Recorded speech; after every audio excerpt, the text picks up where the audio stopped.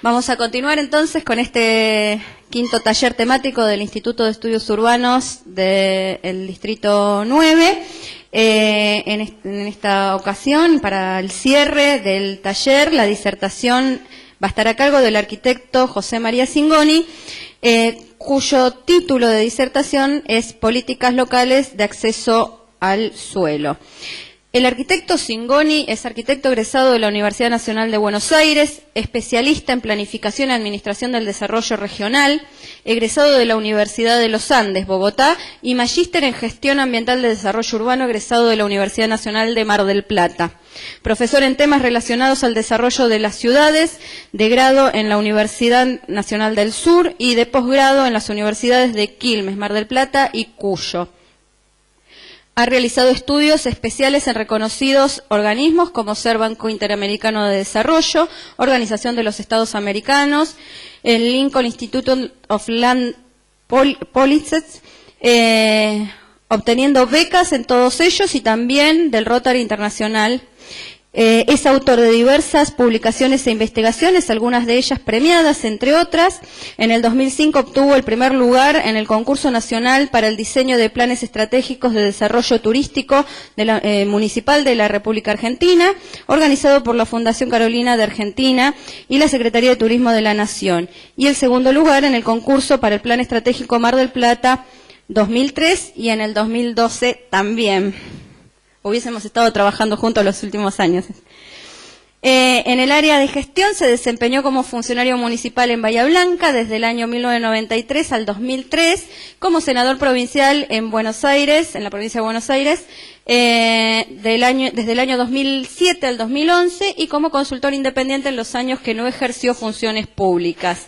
Desde el año 2012 integra las listas de expertos en gobiernos municipales y en el desarrollo local del Programa de Naciones Unidas para el Desarrollo.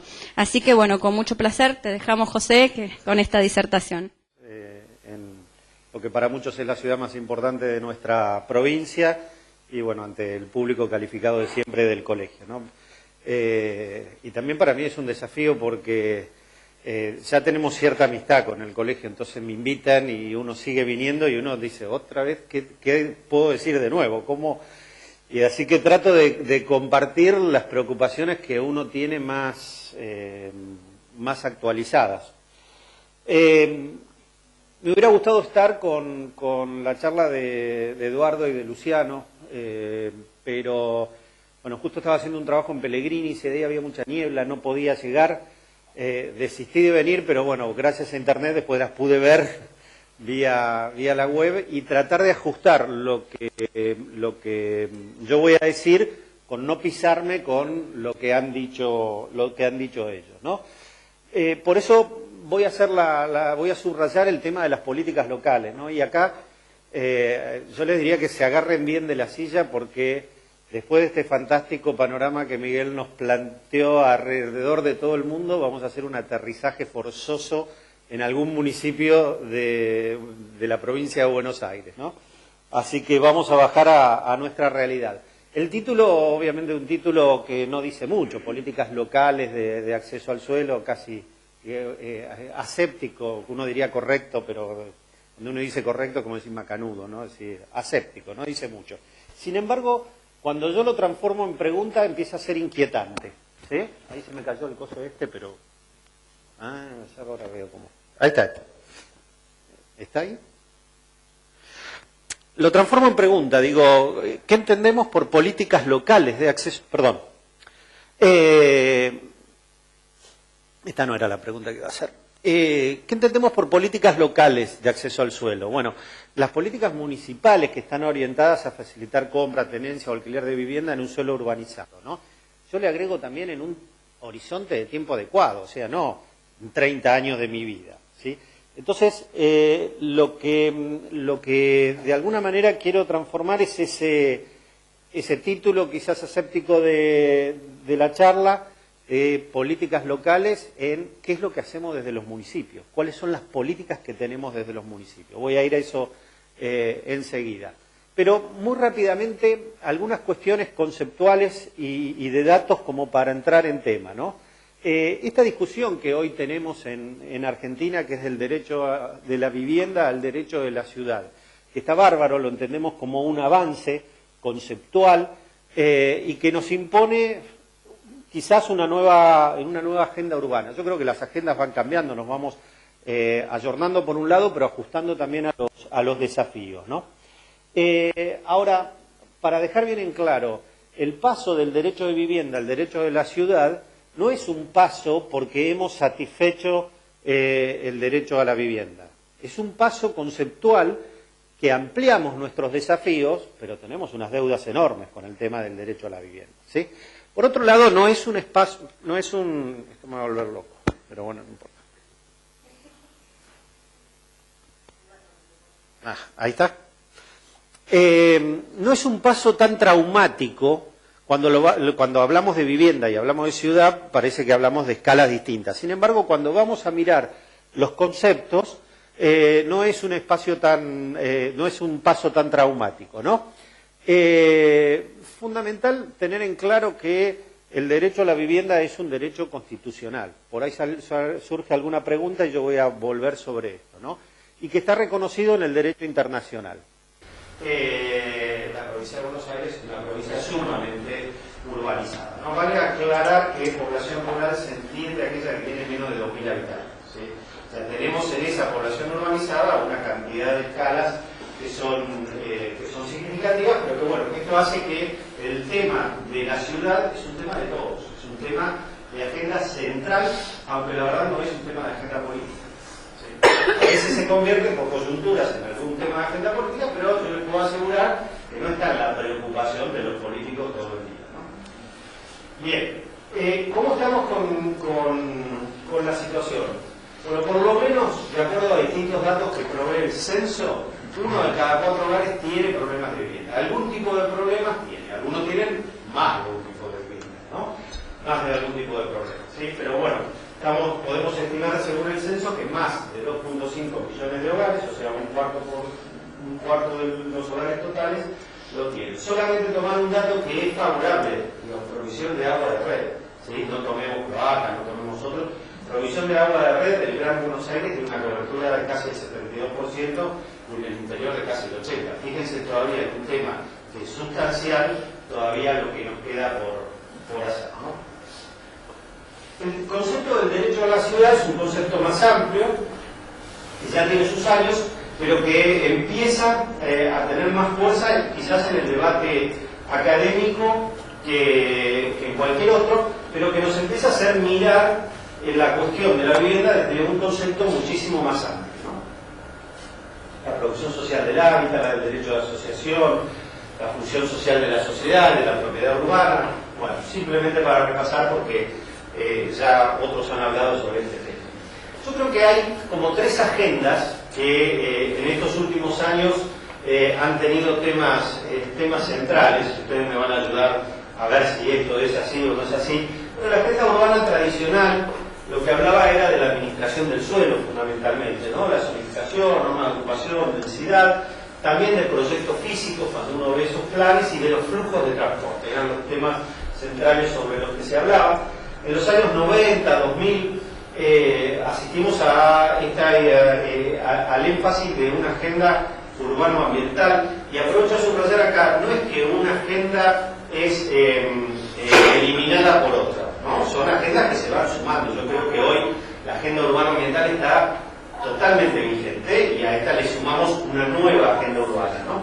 Pero entonces, esta agenda urbano-ambiental nos hace mirar la ciudad con su soporte físico sustentable, con el ciclo del agua, el ciclo de los residuos, los riesgos naturales y tecnológicos, las áreas protegidas, naturales y culturales, y esta visión que antes no existía y que ahora empezamos a tener sobre toda la ciudad. Y a esto, hoy, creo yo, tenemos una nueva agenda que para mí es la siguiente, ¿no? La administración del suelo, en aquel concepto que veíamos de los 60, ¿no? Zonificación, densidad, etcétera, pero la accesibilidad también a ese suelo, la accesibilidad al suelo urbano con servicios.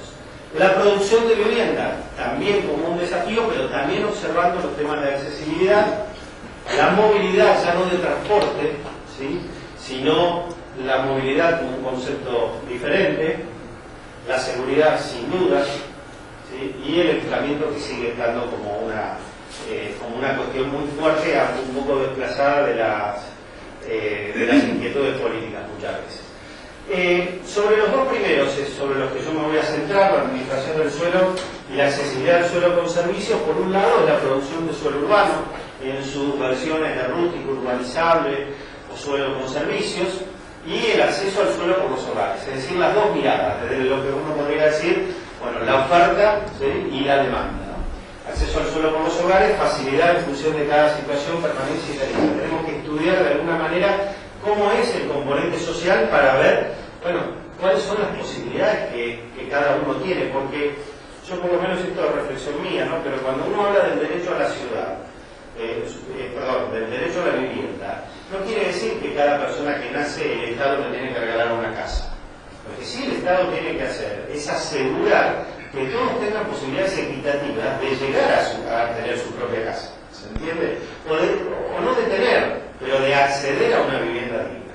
Porque no todo pasa por ser propietario, ¿sí? Puede haber otras formas que perfectamente sean posibles. Y lo que no sucede es eso. Entonces, preocuparse por el derecho a la vivienda es preocuparse por la accesibilidad en función de las diferencias que cada grupo tiene. Y el segundo punto, la producción de viviendas, decíamos, observando accesibilidad y la dinámica también de los barrios, ¿no? Y acá tenemos que mirar un poco más en detalle los déficits que cada ciudad tiene, déficits cuantitativos, cualitativos, pero también cómo van creciendo la población y los hogares, porque son la demanda futura, ¿no? Decíamos, acceso a la vivienda, propietarios, inquilinos u otras formas que pueden ser importantes, ¿no? Sin entrar demasiado por algunos datos del censo como para tener a grandes rasgos un poco marcada la situación. Yo digo, y vamos a ver un poco eso, no solo es importante identificar bien el problema, sino es muy importante dimensionarlo, porque de la dimensión del problema yo voy a diseñar mis estrategias. No se olviden que un gobierno, y estamos hablando de políticas locales, un gobierno tiene 4 años. O sea que en 4 años tal vez no tenga que dar todas las soluciones, pero marcadamente tiene que dejar el camino hacia la solución, ¿sí? Entonces, el tamaño de la situación no es poca cosa. Digo, sin entrar mucho, algunas cuestiones para señalar. Fíjense la población, cómo viene evolucionando, pero miren los hogares, ¿sí? ¿Qué nos quiere decir esto? Que la población tiene un ritmo de crecimiento más chico que el crecimiento de los hogares. ¿Por qué nos está pasando esto? Nos está pasando por que los hogares se han incrementado básicamente por 3 situaciones. Uno, que la esperanza de vida se ha alargado, ¿sí? Pero hay un dato, yo siempre digo, hay que ver la información concreta, ¿no? Es decir, cuando uno dice en nuestro país hay más mujeres que hombres, ¿sí? Todos los hombres se sonríen, yo no, porque ya conozco, ¿sí? Todos los hombres se sonríen, ¿no? Pero esa es la buena noticia para los hombres, le tengo una mejor para las mujeres, ¿sí? Hasta los 25 años son más las mujeres que hombres, ¿sí? El tema empieza a cambiar después de los 50 y la gran diferencia es después de los 60. Así que esa sobrepoblación de mujeres, esa mayor cantidad de mujeres sobre los hombres, tienen más de 60 años, ¿sí? Porque su esperanza de vida es mayor. Entonces ahí tenemos una explicación de hogares monoparentales, ¿sí? Que nos va quedando. Otra tiene que ver con las separaciones, ¿sí? Frente a un hogar constituido por una pareja que se separa, hay 2 hogares, ¿sí? Y otra tiene que ver con que los jóvenes se independizan más rápido de sus padres. Entonces, el hecho del crecimiento de hogares por sobre de población, ¿qué nos está generando? Una demanda de vivienda muchísimo más fuerte.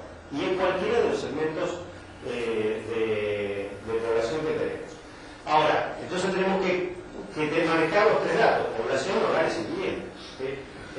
Además, la cantidad de población o la cantidad de personas que integran cada uno de los hogares, eso varía de acuerdo a la situación económica del hogar, ¿no?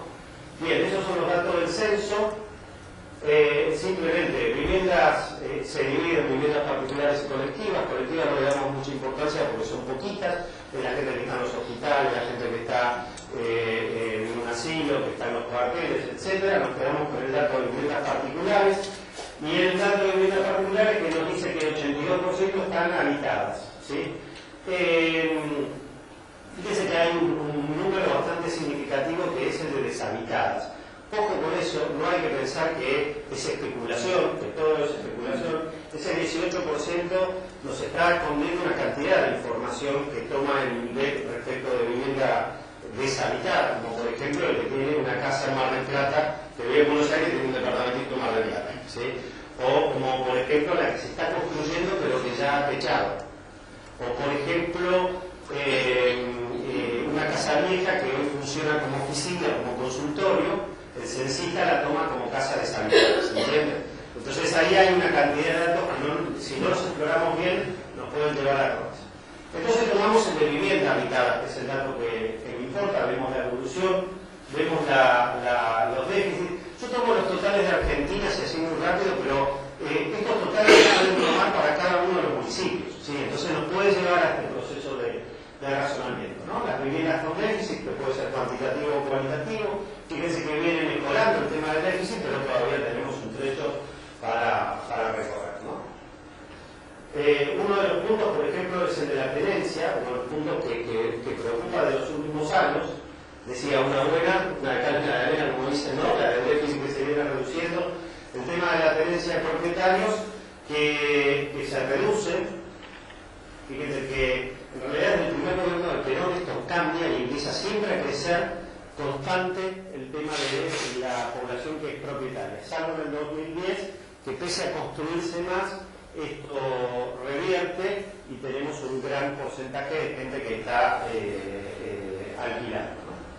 Si bien se mejora, pero bueno, no quiero entrar mucho a profundizar esas cosas, pero la verdad que hay mucho dato que nos puede estar explicando muchísimas cosas, pero más allá de ver qué se hizo bien, qué se hizo mal, etcétera, en los últimos 30 años, que uno podría aprender mucho de eso, a mí lo que me importa es dimensionar el problema. Es decir, ¿de qué estamos hablando para ver qué es lo que tenemos que hacer? Bueno, y la importancia de dimensionar el problema es una mirada cinética, no es una fotografía de la realidad. Porque si yo hago una fotografía de la realidad, ese es el tamaño de mi problema, supongamos, ¿sí? Y me voy a equivocar diseñando la política. ¿Por qué? Porque yo lo que tengo que ver es la evolución del problema. Tengo que mirar cómo me viene creciendo o decreciendo. Porque ahí está la medida que yo tengo que tomar. Y si esa es la pendiente de crecimiento del problema, yo tengo que tomar una dimensión para mis 4 años de gestión que me permita revertir la tendencia de crecimiento del problema. Es decir, no solamente reducir ese interés, sino reducir significativamente el capital. Eso es lo que se le pide a un gobierno. A un gobierno no se le pide resolver todo este problema. En todo caso se le pedirá a 2 gestiones, o a 3. Sin embargo, ¿tengo problemas? Sí, son más pequeños. No sé, pero es difícil hablar con...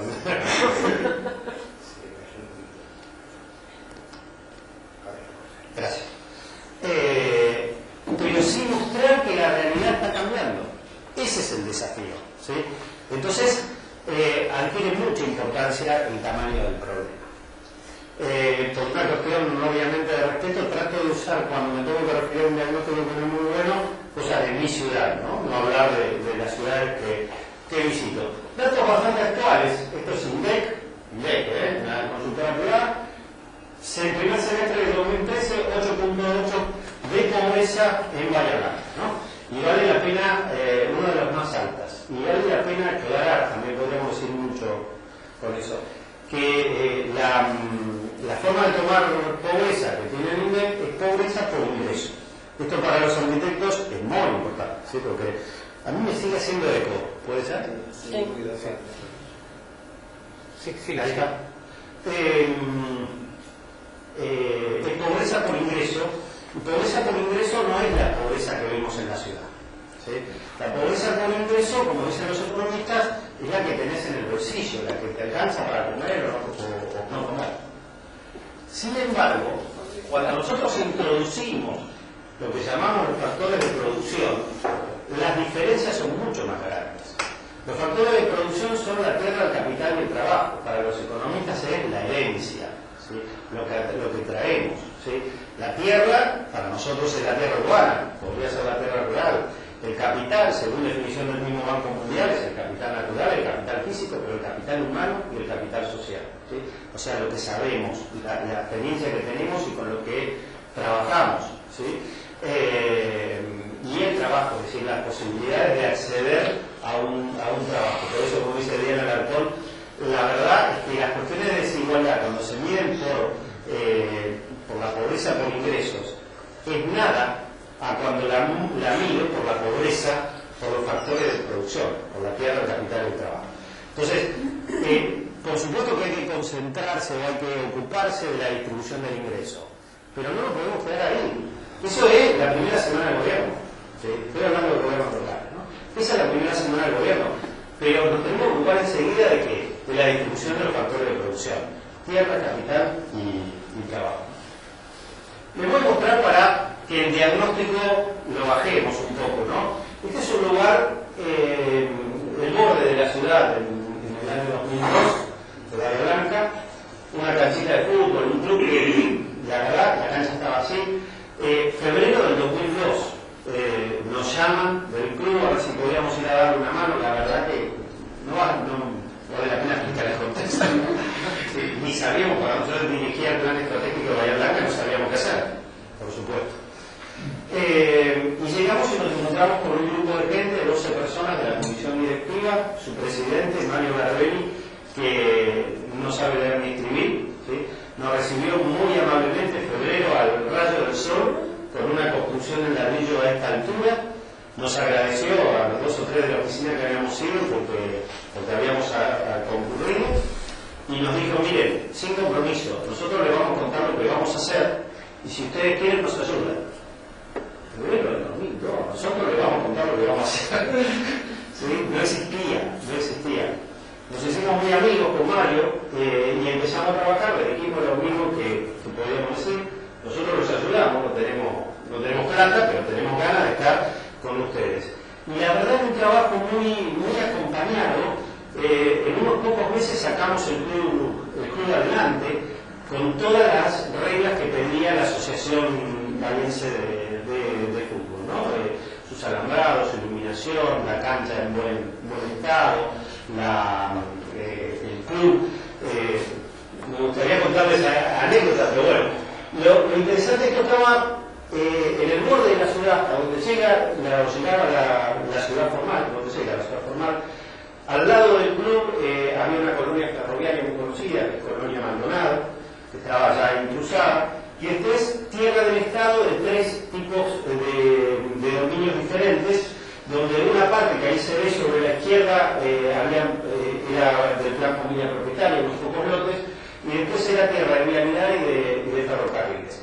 La verdad que esas condiciones, en esa época, el trabajo del club, etc., generaron, como en otros lados, una invasión de tierras que bueno, nos acercamos. Yo creo que hay que trabajar muy prudentemente, por respeto a la gente, pero por el respeto también de marcarles bien cómo es la cuestión. Es decir, miren, acá hay un propietario, nosotros tenemos que comunicarle al propietario a ver qué hace, pero tampoco quedarse en la oficina dormido, ¿sí? Porque pueden pasar 2 cosas: que el propietario quiera que la gente se vaya, porque el propietario no actúe. Pero miren cómo están tendidos esos hilos de lotes. Si uno deja que eso no hace nada y que eso se consolide después, es un hilo de ciudad. Entonces, mínimamente con esas advertencias también estar de la mejor manera ahí y decir, bueno, vamos a poner por lo menos 3 condiciones. Nosotros vamos a venir con los agrimensores, le vamos a marcar las calles, le vamos a decir dónde están las reservas de espacios públicos. El que puso una chapa donde hay reserva de espacios públicos se va, ¿sí? Y con los asistentes sociales a que cada familia no tome más de un lugar, porque es una cuestión de especulación y que se verifique que la persona no está ahí porque no puede estar al otro lado. Cuestiones mínimas y que la gente las entendió y que, bueno, eso era así. Al poco tiempo igual empezaron a aparecer algunas de ladrillo, por supuesto que la crisis hizo también que muchas sean de chapa, ¿sí? Esto es 2013, hace un par de años. Como el solo hecho de tener las calles bien ordenadas, bien delimitadas los lotes, etc., lo que generó que se pueda construir bien.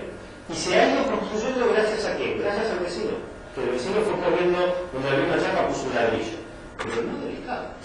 El Estado acá no avanzó en la tenencia jurídica de la tierra, ni en el cordón cuneta, ni en... ¿sí? Es decir, es a puro esfuerzo de la persona que vive ahí. Estas son fotos del 2013. ¿Sí? Esa es la colonia, ¿sí? Que está destruida, que tiene valor patrimonial sin duda, pero que está totalmente intusada con gente buena y gente mala. ¿Sí? ¿Sí? Y estos son los lugares abandonados por el Estado. Cuando vemos experiencias internacionales como la de Beijing, digamos, esas son las cosas que tenemos que traer y copiar acá. ¿Sí? Hay que trabajar fuerte en estos lugares para recuperarlos y dejar la gente buena, ¿no? Bueno, miren lo que es el paisaje de la plaza. ¿Sí? No todas las plazas en la ciudad son iguales, pero sin duda esta no es lo que quiere ser. Y esto es un poco más alejado, o sea, cómo se ha ido expandiendo con nuevas tierras tomadas. Lo vemos rápidamente en una foto aérea. Hasta acá es barrio formal, ¿sí? Que lo pueden ver en su trazado. Acá está la sala médica, ¿sí? Hospitalito le decimos, pero es una sala médica grande, ¿sí? Jardín infante. Esta es Colonia Maldonado. Este es el club, la cancha de fútbol. Esta es una vía de penetración de la ciudad. Esta es Río Atuel, que es la calle principal de toda esta barriada. Fíjense cómo la foto del Google en 2013 se ha ido ocupando. Por acá viene la vía del ferrocarril. Y esto ha ido creciendo, ¿sí? Acá tiene más calidad porque llevan más años y se ha ido materializando. Acá cada vez es más complejo, pero de urbanización ni hablar. Y acá ha cruzado sobre el terreno que no debía cruzar, que era el de ferrocarril, ¿no? Acá vemos nuevamente barrio formal, Colonia Maldonado, club, ¿sí? ¿Sí? Acá va creciendo, ¿sí? Lo pueden ver. Espacio que reservamos para plaza, ¿sí? Que tenía ocupaciones y dijimos, no, acá con una plaza, y la gente la respetó perfectamente, se relocalizó, y ahí está la plaza y el municipio la usa para que den cuenta de los colectivos, ¿les parece? Y la otra plaza mala está acá, ¿sí? Pero la verdad que necesita, los barrios necesitan equipamiento. ¿Se acuerdan dónde estaba la sala médica? ¿Sí? Digo, para dimensionar el problema, yo lo que estoy tratando de que me dimensionen el problema. ¿Molestan los reflejos de esto? Miren la villa acá, ¿sí? Asentamiento informal, sin presencia del Estado. Permítanme un segundo, me dicen si se aburren, pero les quiero mostrar. ¿Sí? Esto lo filmé hace 2 días para ustedes, ¿sí? Para mostrarles el recorrido. Ahí estamos en esa plaza circular, eso es barrio formal, ¿sí? Todo calle de tierra, por supuesto, ¿sí? O sea, barrio que necesita infraestructura, casas que necesitan créditos, casas que necesitan materiales, gente laburante, buena gente, buen barrio, pero que necesita, hace décadas que están en ese estado, ¿no? Allá donde está la cruz van a ver el jardín de infantes, ahí me voy a detener un poquitito para que puedan mirar.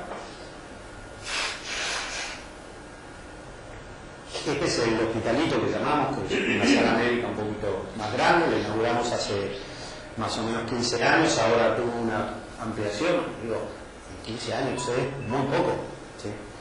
Jardín de infantes, ahí vamos, calle en sector formal de la ciudad, Hace 2 días que no llovía.